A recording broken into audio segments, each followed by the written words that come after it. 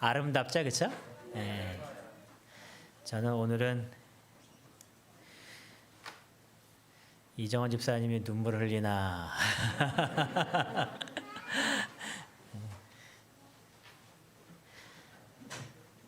하람이가 어제 이제 아빠하고 연습하는 그 모습을 잠깐 보고 갔는데 아이가 너무 행복해하는 거예요. 네. 그래서 참 행복한 안식일이구나 그들에게는, 그런 생각을 좀 했습니다. 부러우시죠? 다음 주 금요일 날 만회할 수 있는 시간이 있습니다. 그 어제 특창 얘기를 하면서 지휘자님이 한 곡 더 이렇게 부탁하니까 다음 주 금요일 날 온 가족 4명이 다 나와서 준비하고 있다고, 걱정하지 마시라고 이렇게 한 이야기를 들었어요. 우리 많은 분들이 같이 하면 참 좋을 것 같습니다. 그래서 우리가 1년을 마무리하면서 하나님 앞에 우리의 감사의 마음을 드리는 그 귀한 시간을 결코 놓치지 말게 되시기 바랍니다. 여러분, 그냥 지나갈 수는 있거든요. 그런데 내 마음속에 있는 그 감사를 찬양과 또는 기도를 통하여서 하나님 앞에 감사의 예물을 드리는 귀한 시간을 갖는다라고 꼭 생각하셔서 우리 금요일날 저녁에 풍성한 감사의 찬양과 감사의 기도가 하나님 앞에 드려지는 시간이 되면 참 좋겠습니다. 마침 또 한 해를 마무리하는 그 시점이 딱 맞춰져 있어서 얼마나 좋은 일인지 모르겠습니다. 여러분들은 오늘 어떻게 마음이 설레시는 날입니까? 아니면 그저 지나가는 하루 정도 느껴지십니까? 매일매일 설레세요? 우리 김종환 집사님은 마음이 오늘 설레십니까? 평이합니까? 다들 그 좋은 시절에 갔나 봅니다. 크리스마스 이브가 되면 마음이 항상 설렜어요. 그렇죠? 애인이 있던 애인이 없던 참 설레는 날이었습니다. 애인이 없어도 설레는 거는 크리스마스 이브가 되면 지금처럼 TV 채널이 많지 않았잖아요, 옛날에.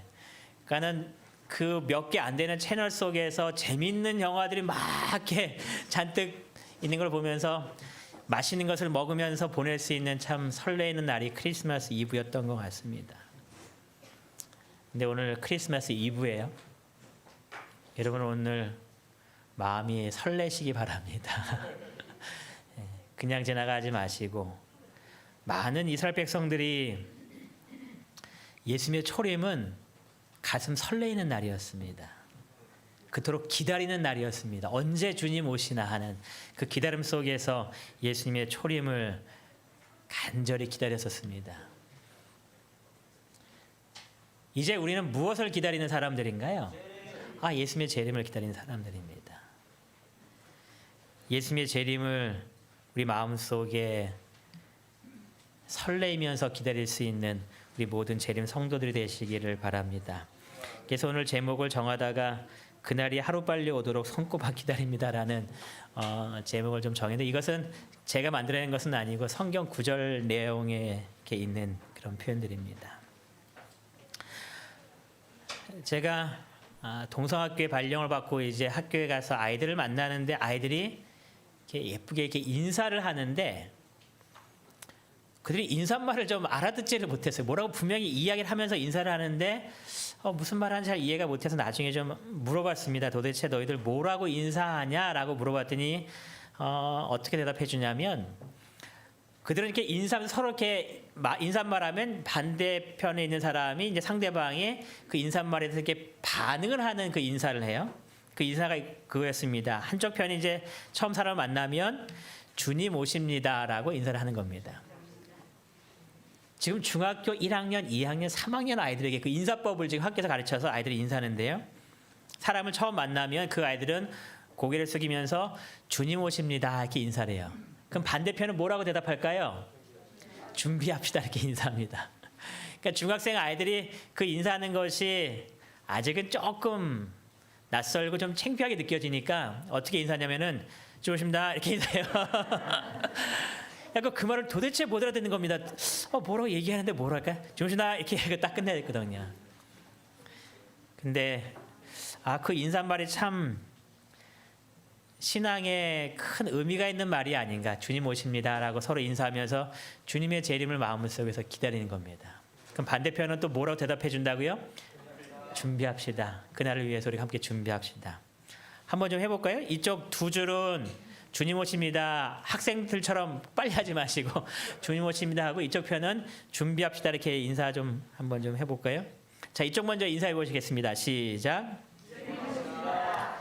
준비합시다. 우리 주님 오시는 그날을 마음 설레이시면서 그날 여기에 있는 모든 우리 모두가 다 얼굴 볼 수 있는 그런 날이 되기를 간절히 소망합니다. 제자들이 예수님께 기도를 가르쳐달라고 말씀 요청하였고 예수님께서 제자들에게 이제 기도를 가르쳐 주시는 이야기들 저희가 한 시간 나눴고요. 오늘은 두 번째 시간입니다. 다 같이 마태복음 6장 9절부터 13절까지 있는 말씀을 찾아서 우리 읽도록 하겠습니다. 주님께서 제자들에게 기도를 가르쳐 주면서 하셨던 말씀 중에 산상보훈을 통하여서 알려주신 주기도문의 이 말씀을 좀 읽겠습니다. 마태복음 6장 9절부터 13절까지 있는 말씀입니다. 우리 짧기 때문에 같이 목소리를 맞춰서 읽겠습니다. 시작. 그러므로 너희는 이렇게 기도하라. 하늘에 계신 우리 아버지여, 이름이 거룩히 여김을 받으시오며 나라가 임하시오며 뜻이 하늘에서 이루어진 것 같이 땅에서도 이루어지리이다. 오늘 우리에게 일용할 양식을 주시옵고 우리가 우리에게 죄 지은 자를 사하여 준 것 같이 우리 죄를 사하여 주시옵고 우리를 시험에 들게 하지 마옵시고 다만 악에서 구하시옵소서. 나라와 권세와 영광이 아버지께 영원히 있사옵나이다. 아멘. 이 주기도문은 6가지의 간구가 있다라고 이야기합니다. 6가지의 간구가 또 크게 2가지의 간구로 나눠지는데요. 첫 번째 간구는 하나님께 대한 간구라고 말하고 또 두 번째 간구는 우리를 위한 간구다라고 이야기합니다. 그래서 이 주기도문은 6가지의 간구가 이루어지는데 하나님에 대한 첫 번째 간구는 우리가 지난번에 살펴본 대로 이름이 거룩히 여김을 받으시오며라고 하나님의 이름이 거룩히 여김을 받아야 된다라는 그런 간구입니다. 여러분 지난 한 주 동안 하나님의 이름을 높이는 그러한 삶을 사셨습니까?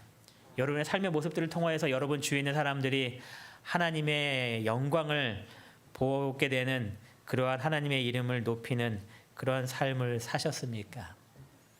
또 예수님께서 두 번째로 이렇게 간구를 이야기합니다.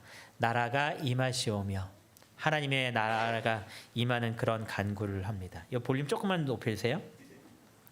그다음 세 번째 간구는 하늘의 뜻이 하늘에서 이루어진 것 같이 이 땅에서도 이루어지기를 구하는 그런 간구가 세 번째 간구였습니다.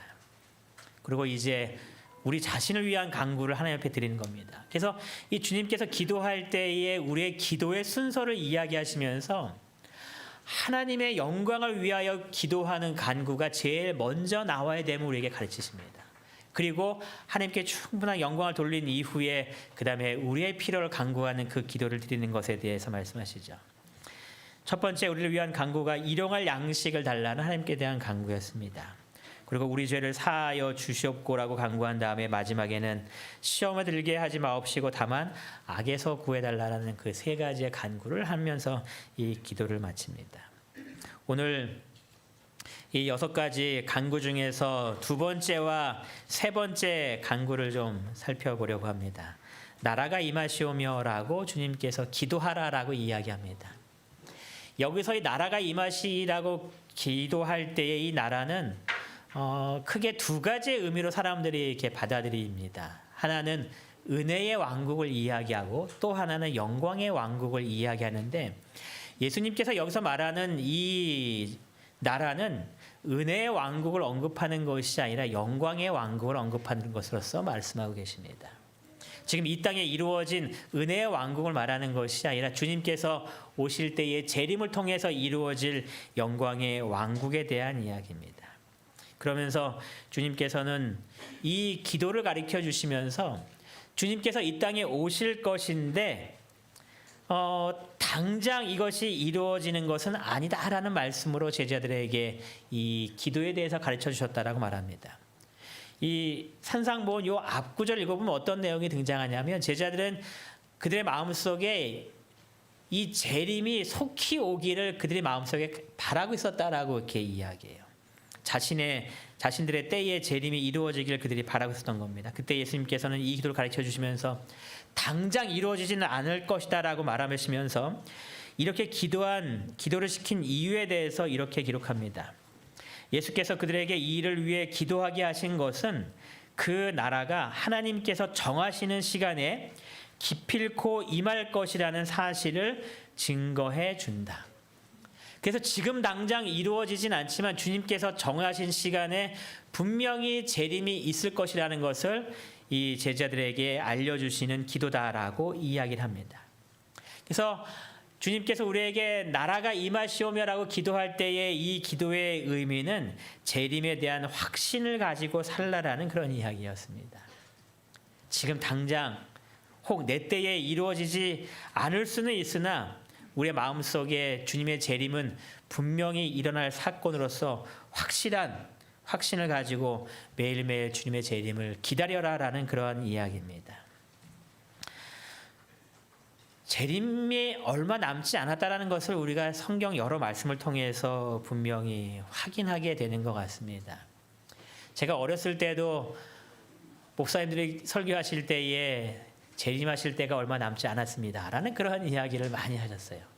아마 박종욱 장로님도 어렸을 때 그 설교를 아마 들으시면서 잘하셨을 거라고 생각이 됩니다. 그런데 한참 시간이 지나고 우리들의 나이가 그 나이보다 더 많아지는 나이가 됐음에도 불구하고 주님의 재림이 아직도 오진 않고 있어요.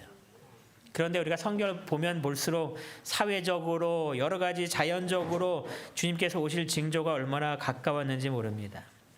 디모데후서 3장 2절과 3절에 보면 마지막 때에 고통하는 때가 이른다고 말씀하시면서 사람이 자기를 사랑하고 돈을 사랑하고 막 하면서 여러 가지 이 마지막 때에 대한 이야기들이 나옵니다. 근데 우리 주변에 일어나는 그런 많은 일들을 보면 얼마나 사람들이 무정하고 돈을 사랑하고 부모를 거역하고 정말 무서운 세상인지를 사건을 통해서 보게 돼요. 며칠 전에 우연히 이렇게 뉴스를 보다 보니까 그런 뉴스를 접했습니다. 사망보험금을 타내기 위해서 자기 어머니에게 음료수에다가 부동액을 타갖고 이렇게 살인한 그 이야기 다 아시죠? 며칠 전에 일어났던 그 사건이에요, 그렇죠? 또 사건을 보니까 또 이런 사건도 있었어요. 2015년에 아버지와 여동생을 살해했고 어머니와 아내를 살해하려다가 잡힌 겁니다. 20대 남자였습니다. 근데 아버지와 이 동생 살해하고 그 다음에 또 살해하려다 한 건데 이것도 왜 이렇게 했나 보니까 보험금 타내기 위해서 이제 했다. 이 얘기입니다. 또 2009년에 보니까 17세 아들이 자기의 2살 어린 동생한테 방화를 시켜서 이제 엄마와 누나를 살해했는데 이 살해한 이유를 이 친구가 이렇게 이야기했습니다. 차 사고 보험금으로 차 사고 강남에 살려고 했다. 17세 된 학생입니다. 얼마나 사람의 마음이 망가졌는지를 보게 되는 그러한 일 같아요. 수요일 날 또 이런 사건이 있었죠. 이것도 요 중학생 2명이 자기네가 재밌다고 자기네 그 동영상 사이트에 올려서 이제 이 영상이 쫙 퍼진 겁니다. 중학생 2명이 새벽 4시 반에 가다가 40대 여성과 시비가 붙었는데 왜 시비가 붙었는지 보니까 이 40대 여성분이 중학교 2학년밖에 되지 않아 담배 피니까 너희들 담배 피지 마라 그게 좀 이야기했던 것 같아요. 그것이 기분 나쁘다고 이 여자를 발로 차고 막 했던 그 영상이 쫙 퍼진 겁니다. 이것도 다 보셨죠? 많이 못 보신 것 같습니다. 중학교 2학년 학생들이 자신의 이런 나쁜 행동을 하면서 낄낄낄 웃으면서 이 영상을 자랑스럽다고 이렇게 올린 거, 동상 올린 겁니다. 사람들의 마음이 점점 악해지는 그런 모습 속에서 마지막에 이 징조들을 이룹니다. 또 성경에 기록하기를 처처의 기근과 재난이 많겠다라는 그런 말씀을 하시죠. 여러분, 우리나라의 지진이 1년에 몇 번 정도 일어날 것 같으십니까? 그러니까 어쨌든 그냥 흔들리는 지진이 났다라고 생각하면 큰 지진 말고 작은 지진 포함해서 1년에 몇 번 일어날까요? 지진이 200번이요? 예? 70번이요? 더 올리셔야 됩니다. 1000번씩 너무 심각하고요. 제가 이제 예전부터 기상청에 들어가면은 1년 동안 우리나라에 지진이 몇 번 났는지 또 어디서 났는지 강진이 어디서 있었는지에 대한 통계를 쭉 나와서 그걸 항상 좀 자주 보는데 올 한해 있었던 지진입니다. 766회가 지진이 일어났습니다. 물론 작은 지진 포함이지만 지진이 일어난 숫자가 작지 않습니다. 지금 계속해서 증가합니다. 2.0 이상 지진이 75회입니다. 이제 조금 흔들리는 걸 느끼는 그런 지진이죠. 이것이 통계적으로 계속 보면요, 21년에도요 700회 이상의 지진이 났고요. 그 다음에 또 20년에도 보시면은 800회 또 뭐 68회 이런 많은 지진들이 지금 우리 한반도에서 일어납니다. 얼마 전에 그 2016년인가요? 16년에 그 경주에서 지진한 지진이 우리나라 역사상 가장 큰 지진이라고 이야기합니다. 5.8이었습니다. 많은 사람들이 느꼈고 건물이 많이 무너졌고. 그런데 그 이후에 몇 년 동안 지진이 왜 일어났는지에 대해서 계속 조사해서 얼마 전에 발표했습니다. 왜 경주에 그런 큰 지진이 일어났는지. 그러면서 그들이 뭐라고 이야기했는가? 앞으로 우리나라에 6.0이 넘는 지진이 앞으로 발생할 것이다 라고 그 사람들이 예측했습니다. 뭐 전 세계적으로 지진이 많이 일어나죠. 얼마 전에 캘리포니아에서 6.4의 지진이었다라고 이야기하고요. 페루에서 5.5 지진, 또 멕시코에서 6.0의 지진이 일어났다라고 이야기합니다. 전 세계적으로 이 땅이 흔들리고 있는 주님의 말씀이 이루어지는 그러한 시대에 살고 있습니다. 많은 사람들이 온난화 때문에 걱정하죠. 빙하가 녹고 있다라고 말합니다. 그러면서 많은 바이러스들이 나타날 것이라고 이야기하고 있는데요. 특별히 가장 무서운 바이러스가 이제 이 바이러스라고 이야기합니다. 오랜 시간 동안 이 바이러스에 감염돼서 이 냉동되어 있던 이 짐승들이 녹으면서 이제 이 사체가 나왔는데 그 바이러스가 살아있다는 겁니다. 그러면서 이 녹아서 이 바이러스가 풀려났을 때 생기는 수많은 재앙의 문제들이 이제 심각하게 일어날 것이다라고 걱정하고 있는 바이러스의 문제들입니다. 여기는 지금 그 킬리만자로 이 산의 만년설입니다. 한 8년 전인가요? 10년 전인가요? 중학교 아이들을 데리고 봉사대를 이 탄자니아로 가서 이렇게 쭉 이렇게 가는 길 속에서 이 킬리만자로를 보고 있는데 가이드가 그러는 겁니다. 저거 눈에 꼭 익히고 가라고. 왠지 아십니까? 몇 년 지나면 이 만년설이 사라진다는 겁니다. 지금 눈이 계속 녹고 있습니다. 얼마나 많이 녹았는지 최근 사진이 이 사진입니다. 거의 다 녹았어요. 이 온난화로 인하여서 얼음이 녹기 시작하죠. 여름에 산불 나는데 엄청난 산불이 많이 발생한다고 합니다. 또 학자들이 말하기를 이 폭염으로 전 세계적으로 고통당하는 일이 일어났다고 하고요.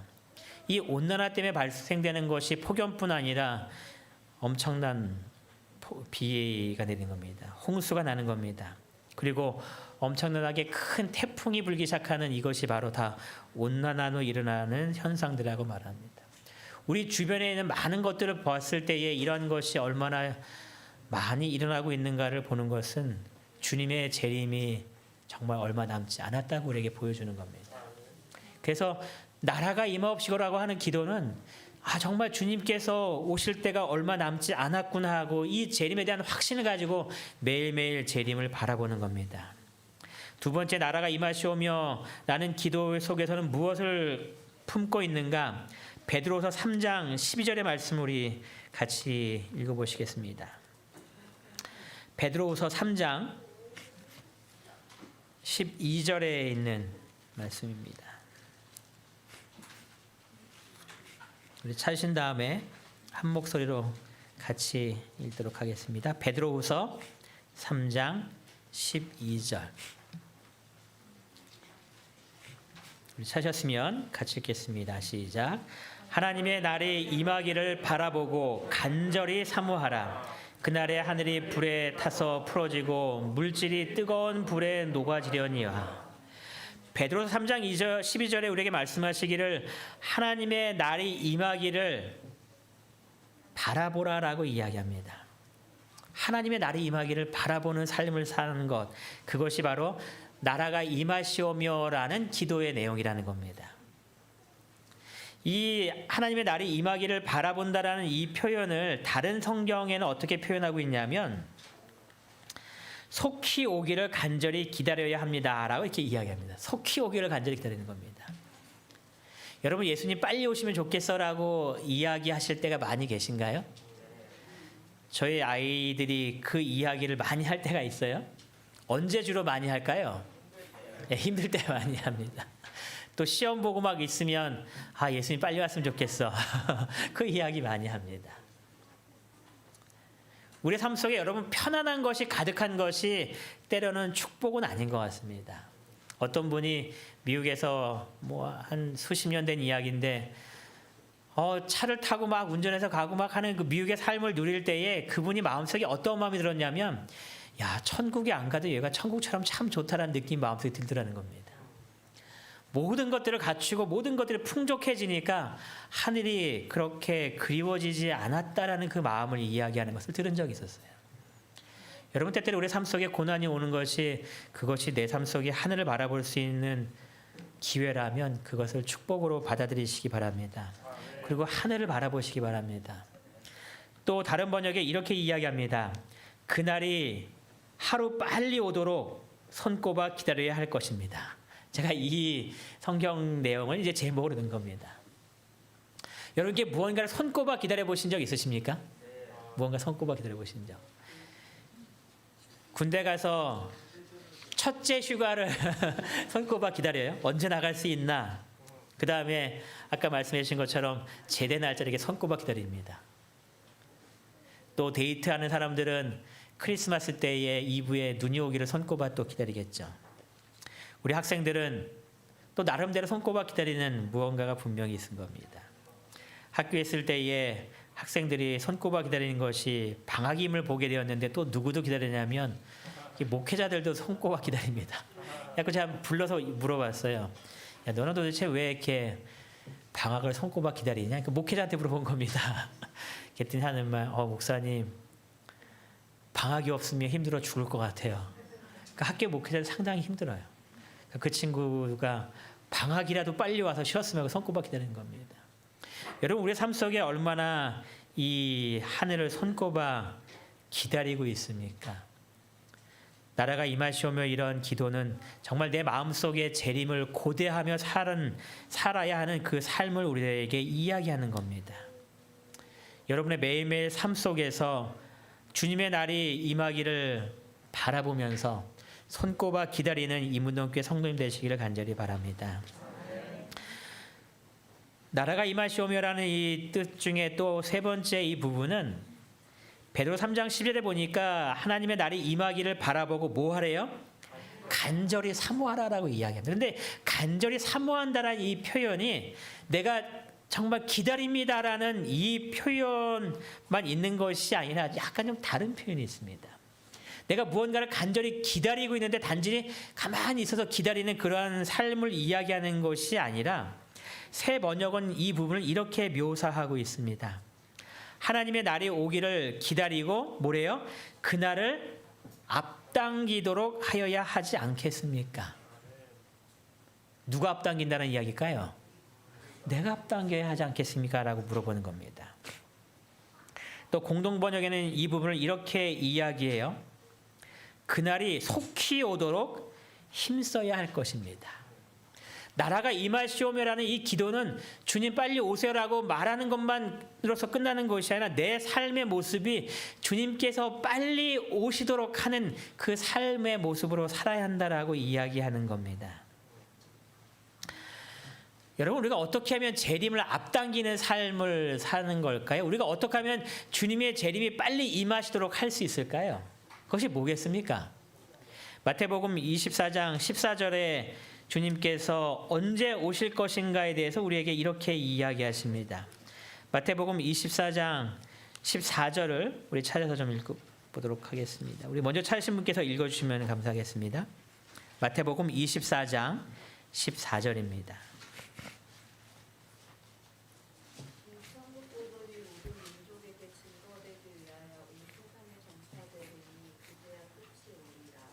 여기에 보니까 이 세상의 끝이 언제 오는지에 대해서 이야기하시면서 뭐라고 이야기해요? 이 천국 복음이 모든 민족에게 증언되기 위하여 온 세상에 전파되리니. 우리가 만나는 모든 사람에게 복음을 전해야지 주님께서 이 땅에 오실 것이다라고 이야기하는 겁니다. 나라가 임하시오며라 하는 기도는 단지 주님 빨리 오세라고 외치는 그런 기도만이 아니라 우리의 삶을 통하여서 복음을 우리 주변의 사람들에게 전하는 그러한 것이 이 기도의 이야기인 겁니다.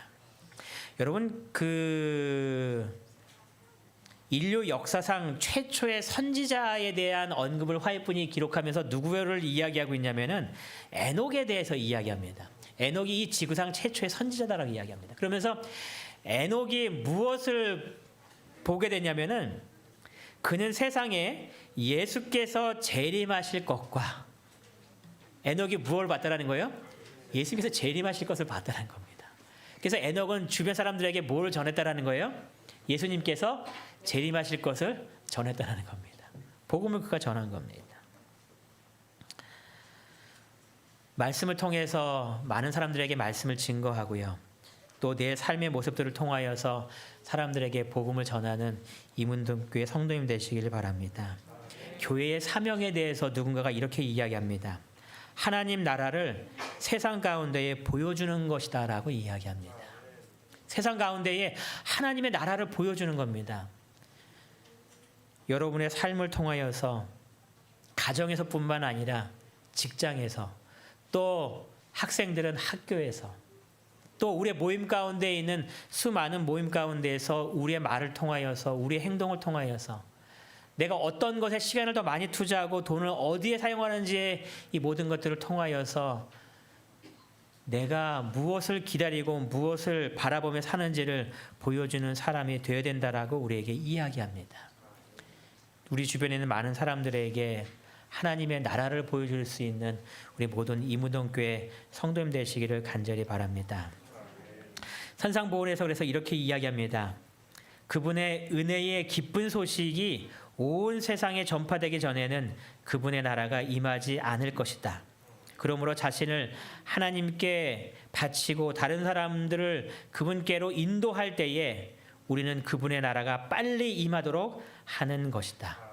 여러분, 내년에 하나님의 나라가 빨리 임할 수 있도록 하기 위해서 더 열심히 전도하는, 더 열심히 복음을 전하는 우리 모두가 되시기를 간절히 바랍니다.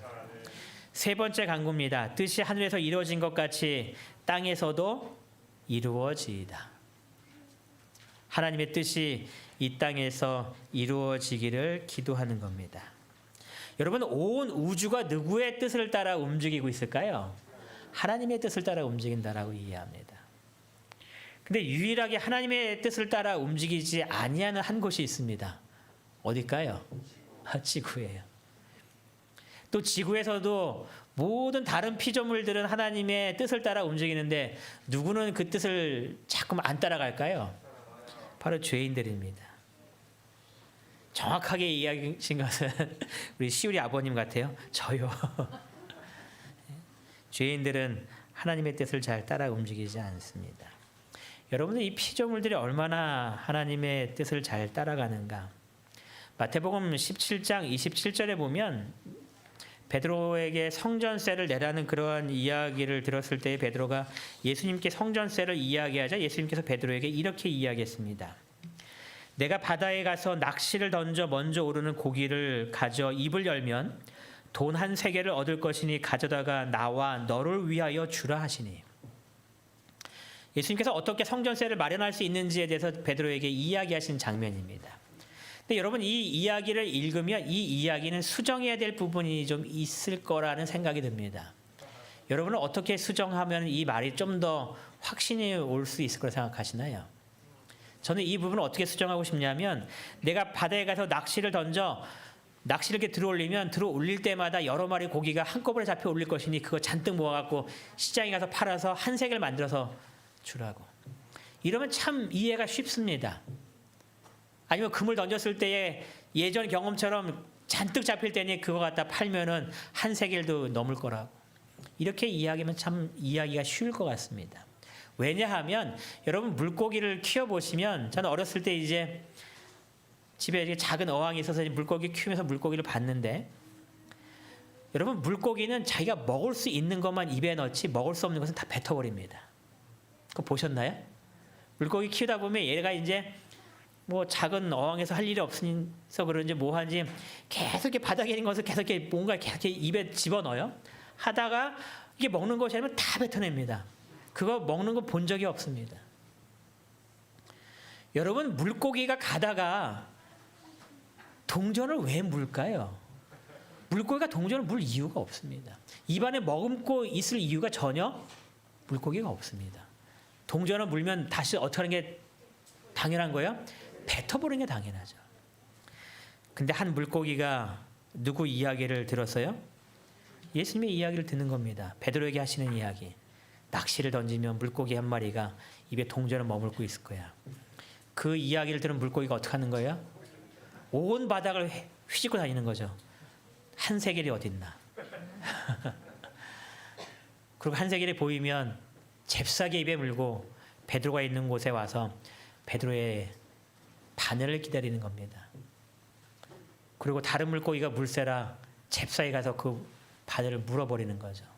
왜냐하면 주님께서 분명히 말씀하시기를 첫 번째 오르는 고기에 입을 열면 있다고 그랬으니까.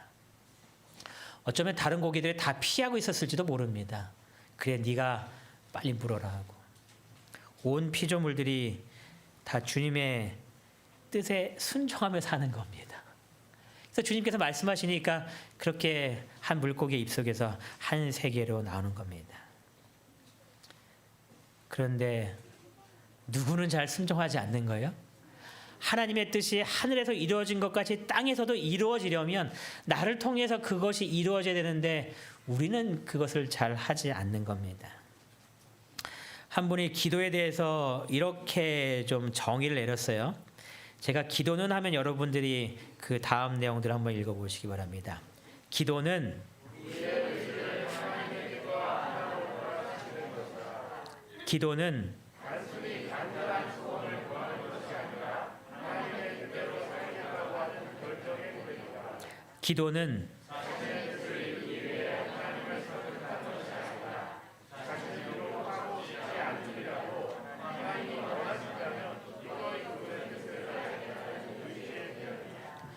여러분 기도는 단지 내가 원하는 것을 주님께 고하고 내가 원하는 것을 받는 것이 아니라고 이야기하는 겁니다. 기도는 누구의 뜻을 알려고 하는 거예요? 하나님의 뜻을 알려고 하는 겁니다. 내 뜻을 하나님께 관철시키기 위해서 내가 필요한 것을 계속해서 고백하면서 하나님 이대로 해야 됩니다라고 하나님께 이야기하는 것이 아니라 기도라는 것은 내 삶 속에서 하나님의 뜻을 이루기 위해서 하나님의 뜻을 깨닫는 그것이 기도의 시간이라는 겁니다. 하나님의 뜻을 이루고자 하는 마음속의 간절한 소망이 기도를 통해서 하나님의 음성을 듣고 하나님의 뜻을 깨닫는 겁니다.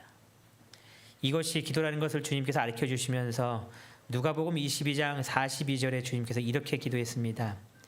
이르시되 아버지여 만일 아버지의 뜻이거든 이 잔을 내게서 옮기시옵소서. 그러나 내 원대로 마시옵고 누구의 원대로요? 아버지의 원대로 되기를 원하나이다. 이것이 우리의 기도라는 겁니다.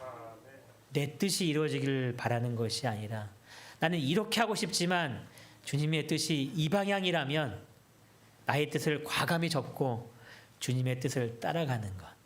그것이 우리가 드려야 할 기도다라고 주님께서 우리에게 알려주고 계십니다.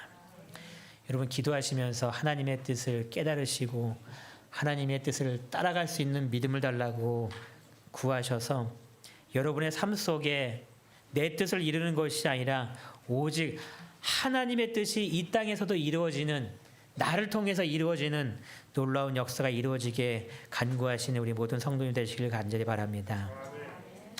교회 증언 8권 35페이지에 이렇게 이야기합니다. 나라의 임하옵시며 뜻이 하늘에서 이루어진 것 같이 땅에서도 이루어지리이다. 우리는 이 기도를 반복한다. 여러분 이 기도 많이 하시죠? 이 기도를 반복한다. 우리는 이 기도의 응답을 받기 위하여 우리가 해야 할 몫을 하고 있는가? 우리에게 질문을 던집니다. 나라가 임하시오며라는 기도를 합니다. 또 주님의 뜻이 하늘에서 이루어진 것까지 땅에서도 이루어지기를 구하는 이 기도를 우리가 여러 번 반복할 때가 있지만 우리가 해야 될 몫을 나는 과연 하고 살고 있는가라고 우리에게 묻습니다. 여러분의 일주일간의 삶이 내가 해야 될 이 몫을 이루시는 그 한 주간이 되기를 바랍니다. 주님의 나라가 임하기 위하여 하나님의 뜻이 이 땅에 이루어지기 위하여 내가 한 주간 동안 무엇을 해야 할지 결심하시고 그 할 목록들을 적어보셔서 일주일 동안 여러분의 몫을 잘 감당하셔서 하나님께 영광 돌리시고 주님의 나라가 빨리 임할 뿐만 아니라 하나님의 뜻이 여러분을 통하여 한 주간 동안 이루어지는 놀라운 역사가 있게 되길 바라면서 오늘 말씀을 마치겠습니다.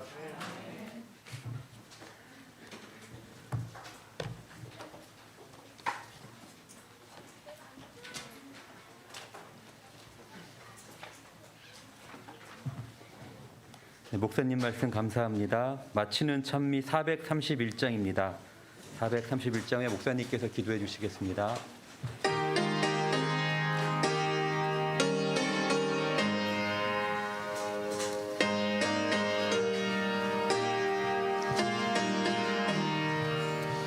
주님의 뜻을 이루소서. 고요한 중에 기다리니 진흙과 같은 날 믿으소. 당신의 형상 만드소서. 주님의 뜻을 이루소서. 당신 발 앞에 엎드리니 나의 속마음을 살피시고 눈보다 이게 하옵소서. 주님의 뜻을 이루소서. 병들어 몸이 피곤할 때